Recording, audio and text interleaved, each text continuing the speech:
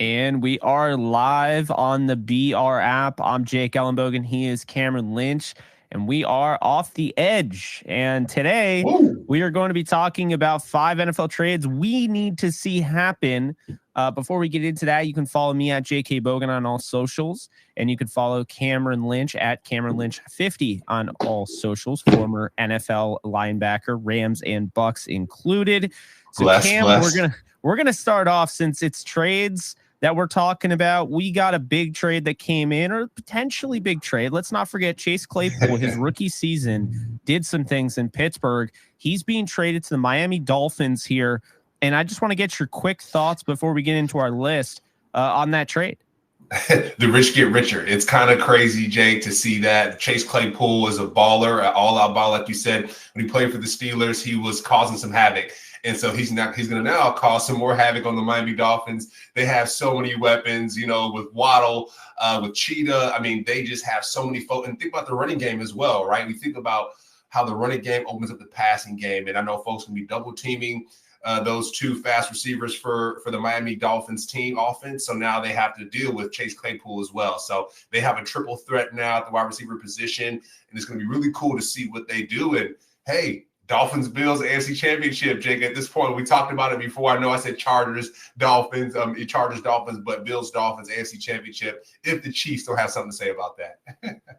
Yeah, I got to say, when you look at Claypool, it makes a lot of sense. Their motto, basically, they're all about speed, right? Speed, speed, speed. You got Raheem Mostert, one of the fastest in the league. You got Davante Achane, one of the fastest in the league. You got Tyreek Hill, one of the fastest in the league. Waddle's and now Claypool ran a 4.3 at his size. And you're getting some size there, right? Not a smaller, shiftier, but more of a taller guy. So this is a little interesting. This is a major upgrade, I think, in terms of, Robbie Chosen Anderson. I think he's a lot better than Robbie Anderson. And I think Claypool just went to a bad spot. He was fine on Pittsburgh, and then, he dealt with some injuries. I think this is a get right move for Claypool. And so now we move, because I know the audience is waiting now for the 5 trades we want to see. So let's start off with number 1. Let's get out of the way now. People are talking about him in this. Is Adams finally going to get freed? In our realm, he is. Davante Adams to the Detroit Lions. That's what we want to see, Cam. Here's my reasoning, okay? Raiders do not feel like a long-term fit. Josh McDaniels lost the locker room. Adams is going to want to be a ring chaser sooner than later. I think the Raiders are going to be able to get something big for him. And I think there's a potential Jameson Williams could be added to this trade potentially. Okay. They might want to keep them both, obviously, but maybe the Raiders are like, we'll do it only if you give us Jameson. The Lions, they bolster a passing attack, which I just don't feel like it's been as explosive as we expected. I know Jameson Williams coming back, if they're able to keep both of them, would be huge. I just think, right now you have Jameson Williams, you add Adams, you have Laporta, you have Josh Reynolds in that rapport. He has, Jared Goff back with the Rams. And then you talk about David Montgomery as he's just a touchdown back right now. He's scoring touchdowns left and right. And Jahmyr Gibbs, who someday they'll figure out how to use. So there's a lot of weapons here, Cam.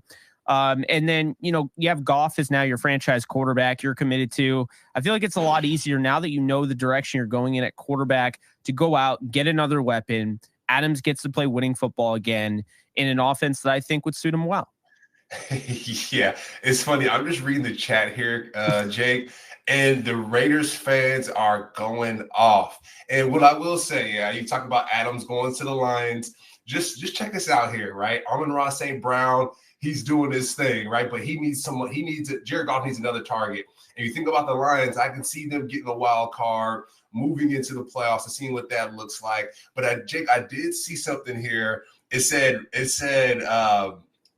to the Bills. It said Adams to the Bills. And if that's the case, I'm just going to roll with the chat here, Jake. I'm just going to roll with the chat here. But Stephon Diggs, I can see him leaving the Bills at some point. Depending on how they do this year, I can see Diggs leaving at some point. So maybe Diggs to the Lions, right? Davante to the Bills, and maybe they just have a 3-way trade or something like that. But I see what you're saying there, Jake. I think, like I said before, Amon-Ra St. Brown, he can only do so much. Josh Reynolds, can only do so much. So Sam Laporta can only do so much. So they need a few more weapons to kind of diversify the portfolio a little bit there to make sure that they're a great playoff team and can actually win in the playoffs. But man, this chat, keep it coming. The Raiders fans, you guys are super funny, but really curious to see what other folks are thinking about for trades as well. But yeah, Jake, back to you. Yeah, I look at the Raiders fans, and we're not trying to hate. I mean, you guys deserve better. Josh McDaniels ain't it, and you guys deserve better, and I hope you find your coach. And we were not hating the last time because Aiden O'Connell's our guy. So definitely don't hate the Raiders over here. Just think right now, a trade we'd like to see is the Lions going out. I think they're legitimate Super Bowl contenders, and going out and getting Davante Adams would be huge. Let's move on to number 2 here. Josh Uche from the New England Patriots to the Los Angeles Rams, a team that people thought were going to tank for Caleb Williams coming into the season. You and I never doubted them, but there were people that thought they were going to tank for Caleb Williams and be really bad. I don't think they're bad. I think they have a chance to make a run, and they need an edge defender. Okay, we talk about Byron Young, the 3rd rounder, looks really good. Aaron Donald makes everyone around him better. Young is 15th in edge pressures this year. Kobe Turner offers some things in the interior, but Michael Hoyt is just not cutting it. He's a solid rotation guy. He's not a starter. So I think when you look at this, Uche, he's a consistent, and he could be dominant at times. He could drop into coverage, great athleticism. He played off-ball linebacker and edge at Michigan coming out of college. So he has that athleticism to work in Raheem Morris's heavy edge, coverage drop defense. I can't believe how much they're dropping Michael Hoyt into coverage. We've talked about that. And for those of you who don't know and don't watch the Rams, Michael Hoyt is 6'4", 310 pounds. That's not easy to drop into coverage. Uche would get a boost not only from Aaron Donald, but I think also Byron Young. The secondary is doing very well. They're 8th in the league in pass defense. So I think it would bolster the secondary. I think right now the Rams' biggest weakness is edge defender. You could make the argument left tackle since none of them can really stay healthy. But I look at this and I say, the Rams could commit long-term to Josh Uche. There's definitely interest. The Rams are going to go out and get a guy who is on an expiring deal who they can, sign long-term. Uche is 25 years old. And why would the Patriots trade him? Well, they're off to a bad start. They're 1-3, and they got the Saints, Bills, and Dolphins in their next 3 games. So 1-3 could quickly be 1-6. This is not a good look right now for Belichick's squad, and I could see Belichick unloading Josh Uche at the deadline to get something more than what the compensatory pick would give him. Plus, keep in mind, comp picks are going to give you those picks next year. They're not going to get them this year. So if you want to get something this year and be able to go and replace him in the draft, you have to do it now. And I think it makes a lot of sense. Yeah, and just for folks that don't know, trade deadlines, October 31st at 4 p.m. Eastern. So just kind of set the bar there to figure out when things are going to be happening. But what I'm looking at here in the chat, Jake, the chat is super interesting. I'm looking at the Patriots. I'm seeing a lot of the folks talking about the Patriots here, and they're talking about also the Bengals and T. Higgins, and why do we want to hold on to T. Higgins? So maybe T. Higgins to the Patriots, right? And we get Uche to the Rams, and 3-way trade there, however we want to do it. But that is super interesting. Jake, like you mentioned, Josh Uche. He's explosive player coming out of Michigan. Michigan has some good defensive players coming out of there, and I do think we talked about the Rams. We need it. Michael Hoyt dropping defensive ends back in coverage. I want to say is a sin, Jake, but to linebackers, it's a little disrespectful. I don't know if folks here in this chat have played linebacker before, but there's a lot that comes to it when it comes to rushing and covering. And for a 300-pounder to do it, to be covering a DJ Metcalf is unacceptable. So I don't really want to see that for the Rams defense, to be honest. But, hey, to each his own. I'm not a D coordinator, but Josh Uche I do think will fit really well in that system. And, yeah, Jake, like I said, going back to the chat, man, I mean, yeah, people want Higgins to the Patriots. I know people say Adams is not leaving the Raiders, so I get that, full stop. Hey, if the fans don't want Adams to leave the Raiders, all good. I do like the Higgins move to the Patriots, though. That would be pretty cool there, Jake. But back to you for more discussion. Yeah, and I think a lot of people are going to wonder why I picked Josh Uche and Chase Young or somebody like that. The reason being, I think Uche fits their scheme a little bit more because I mean, before the season started and we saw this defense in action, Raheem Morris's defense, yeah, Chase Young seemed like a good fit. Now, not so much because they're dropping guys in coverage so much. It's not to say Chase Young can't do that, but Josh Uche would be, I think he'd be cheaper, honestly. And the injury concerns also with Chase Young for the Rams, I think they just really wouldn't want to go through that, because they're the F them picks team, and now they're, trying to get back. So that's why I chose Uche, and I don't think Brian Burns is an option. I don't think you get rid of a pass rusher like that. I just don't see it. So we wanted it though, Jake. To be fair, we wanted Brian Burns. We wanted Brian Burns. So you see the Spider-Man mask. They call him Spider. I'd love to see Spider-Man in a Rams uniform. Let's move on to a team that you played for, the Tampa Bay Buccaneers. They do have a little bit of a running back dilemma. Okay, whether people realize it or not, it's a good problem to have right now because the Bucs are 3-1. They actually look like a decent team. I think the Raiders are potentially going to have a little fire sale. I know Raiders fans are upset about it. I do see it. Josh Jacobs, I think, would be the first to go in that scenario here. I think the Bucs need a legit bell cow, with, Rashad White and Sean Tucker. I think they're kind of change of pace guys with all due respect. I know, Tucker's your guy. He has a 1.5 yards per carry average right now, and then you have Rashad White, who every fantasy football analyst and their mother is trying to say is this, up and coming God's grace type of thing. He has a 3.3 yards per carry average. So they're not running the ball well right now. But Baker, despite not having a great run game, is playing good football. 7 touchdowns, 2 interceptions. And I look at the Bucs being 3-1. They need a run game. Insert Josh Jacobs, won last year's rushing title. I think Jacobs would allow the Bucs to really go for it. They have a stout defense, a decent offensive line, solid quarterback, and plenty of outside weapons with Chris Godwin and Mike Evans. And you talk about the development there with Otten at tight end, and you're like, okay, this Bucs team looks a little scary now, adding Josh Jacobs. So I love that for the Buccaneers, because you're going to have to run the football. It's going to be a dogfight to win this division. I mean, you got the Saints in the thick of it. The Panthers, you might be able to rule out, with all due respect to the Panthers. They're not off to a good start, 0-4, but you see it. The Falcons, they're interesting. If they move on from Ritter, if they made a midseason trade, they'd be interesting at quarterback. And then you look at, of course, the Saints with Derek Carr. So, I think this definitely makes a lot of sense. What are your thoughts?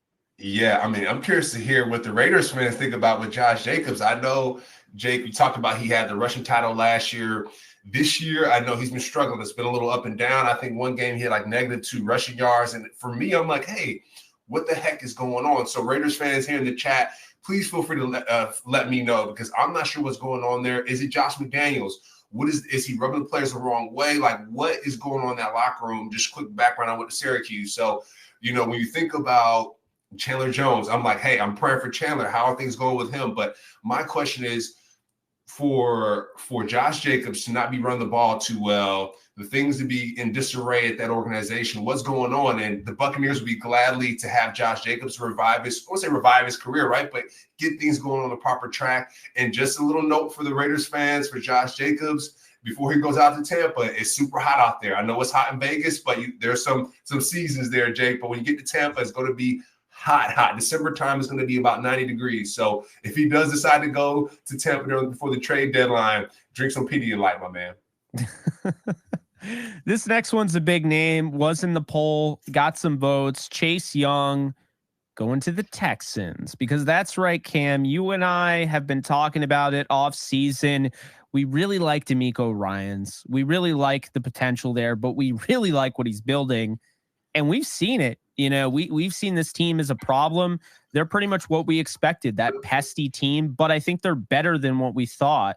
They're 2-2 right now. They have 2 really impressive wins. I mean, they blew out the Steelers in dominant fashion. They went on the road. They blew out the Jacksonville Jaguars. They have a legit quarterback in CJ Stroud. He's top 5 in passing right now. They got some guys in Nico Collins and Tank Dell, somebody that you were talking all off season about.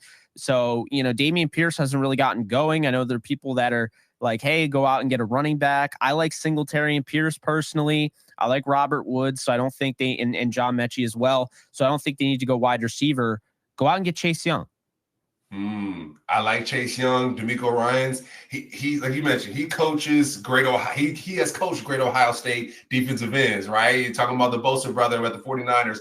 I think Chase Young being in that type of environment is going to be super helpful. And then across from him, right, C.J. Stroud, another Ohio State guy. So when you play with guys that you know and that you like, I think that's really important, especially if they bleed the same colors that you did in college. So the Texans, that would be really awesome. And Jake, I'm getting some more stuff in the chat here. Kyle Pitts to the Texans. I mean, get Kyle Pitts the hell out of Atlanta and I'm in.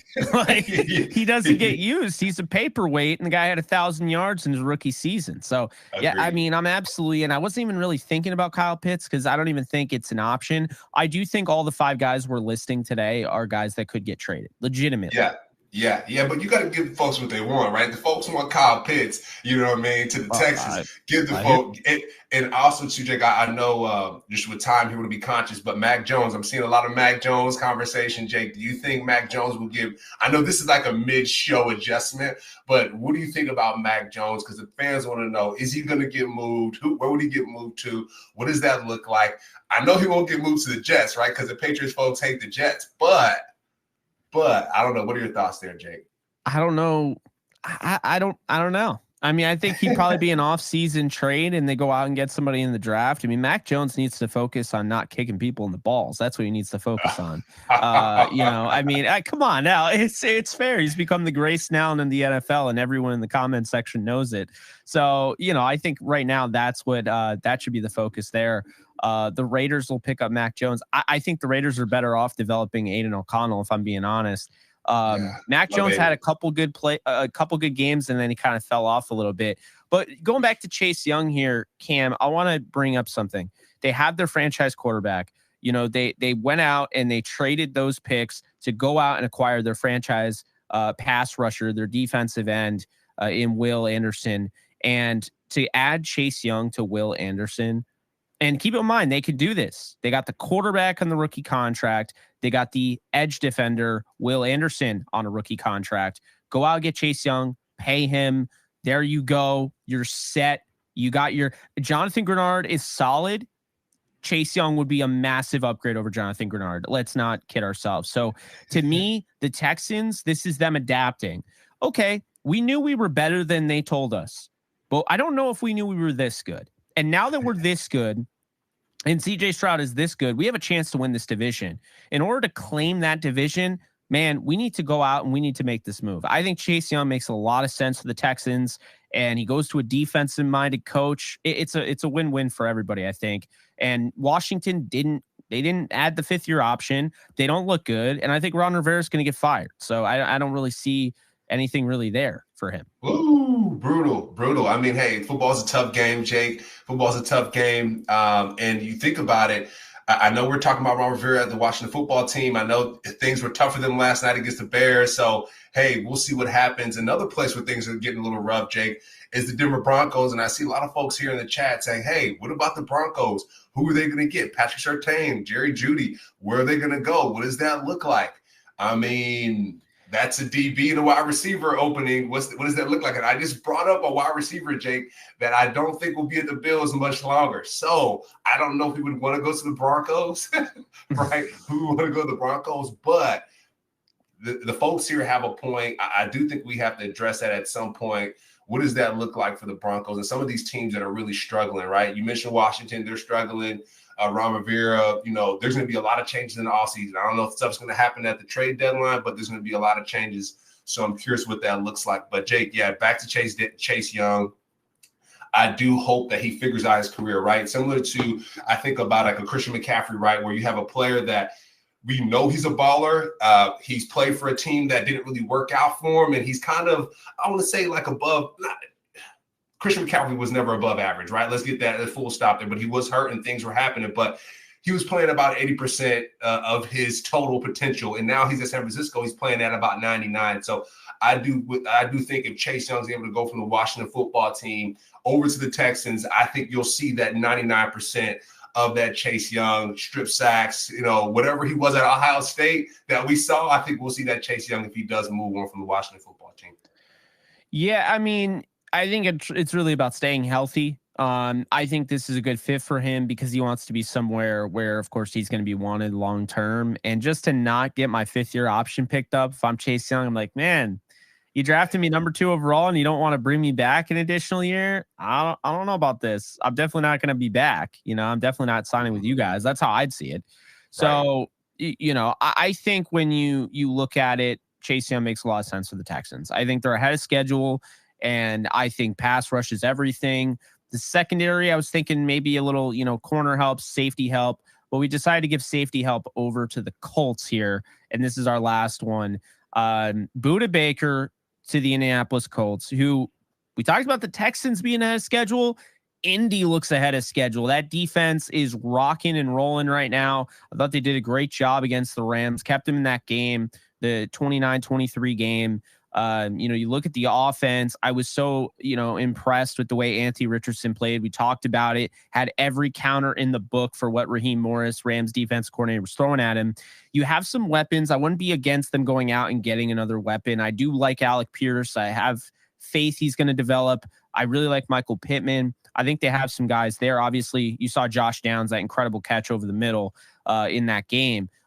But the defensive side of the ball, I'm not hating on Rodney Thomas, but they could use an upgrade over him. I'm not going to lie. And I think Budda Baker, to be fair, you're the one that brought up Budda Baker to me. I think it makes a lot of sense. Arizona, you did everything you could. You're still a captain there. You're a leader. You're pushing. Go and give Budda a chance to compete. Let Budda cook. Yeah, let Budda cook. I mean, I don't know if folks seen the Hard Knocks, right? Budda Baker screaming at his team like, hey, guys, this is unacceptable. He's screaming at the top of his lungs. And I do think that type of leadership can be complemented at the Colts, right? We talked about Zaire Franklin and just how he's leading that football team. And I did go to Syracuse. Zaire was one of my recruits there while I was at Syracuse. And it's really cool to see him take off. But I do think someone that similar to Budda Baker, not similar to Budda Baker, but just that dog, right? The Colts have straight dogs, and Budda Baker's a dog, and I do think he will fit well with that team AFC. At first, Jake, I said Eagles maybe because they do need help on the back end, right? The Rams are playing the Eagles pretty soon here, and that was on the notepad. Hey, Puka Nacua go up top on the Eagles because their DBs are struggling a little bit. So that's why I say that. But the Colts does seem like a nice fit, Jake. And then also, too, I see a lot of folks here chatting about the Vikings. What does that look like? What does that look like, right? It's tough, man. Yeah. Well, I'll tell you this right now, Cam. If the Vikings do what I think they can do, and I think they can beat the Chiefs this weekend, okay? I actually think they're going to beat the Chiefs this weekend. If they beat the Chiefs this weekend like I think, it changes everything. If they lose another game, they keep losing. You could start to see maybe, a Danielle Hunter getting traded. You could start to see those things happen. I don't think they would trade Kirk Cousins. I think he'll see it through. He also has no trade clause, so he'd have to decide as well. I know everyone is probably like, why didn't the Jets get a quarterback in this scenario? I'm not going to lie. The time we're doing this, I thought Zach Wilson played his best game of his career against the Chiefs. When his best was required, he played his best. Now, there were some bad calls in that game that kind of, sent that away. But I thought he played extremely well, Cam. And we got to give him the benefit of the doubt, going up against the Broncos. If he can't make something happen against the Broncos, I'm going to chalk it up as he's like a very inconsistent, erratic quarterback, good backup, but not a great starter. And then, we could have those conversations. Personally, I don't think Ryan Tannehill is going to help him a whole lot. I don't think he's that great. I think he struggled. He had one really good game. We talked about the over 80% completion percentage. But I think Chargers, I think it was. Yeah. Yeah. But talking about a little bit of honorable mentions before we leave here, Jerry Jeudy, I've heard him potentially going to the Panthers. Now, here's what I can't preface this enough here with the Panthers. They're 0-4. The Broncos are 0-4, or they're 1-3. Excuse me. How does it make sense for the Broncos to trade Jerry Jeudy to a team that's 0-4? So they have a lesser record than that's what I don't get. Oh, they have their franchise quarterback. That's great. And you could say the Broncos right now are stuck with Russell Wilson and they don't have that young quarterback. But man, why not keep Jerry Jeudy? He's a legit talent. And He's very good with Cortland Sutton. And I see Patrick Surtain, and I'm like, there's no way they trade a corner like that. You know what I mean? I'm not really buying what I'm hearing. And I don't think necessarily it would make any sense unless Sean Payton is just waving the white flag here going into week 5. And if that's the case, I mean, all right. But a lot of people are going to be wrong about Sean Payton like I expected. Oh, okay. Yeah. What do you mean by that, Jake? Because a lot of people are going to be wrong by him. What are you saying there? I think he's going to be an abject failure I think he's going to be an abject failure in Denver, and we're going to see what happens when you don't have Drew Brees. That's what I think. Oh, wow. Taking shots. And taking shots. Hey, and Denver fans deserve better. So it's not me hating on Denver. I like their team. I think Sean Payton had some choice words to say. We talked about that, about Hackett. Yep. This is the Hackett week, man. This is Hackett week. Yeah. You had the 70-20. If Hackett can get 70 points, he's going to go for it. They're not going to, but he would go for it. No, I feel that, right? Sean Payton did talk a little crazy at the beginning of the season. He kind of crossed the line, right? He had like that bro code, the guy code, coach code, girl code, whatever code there is.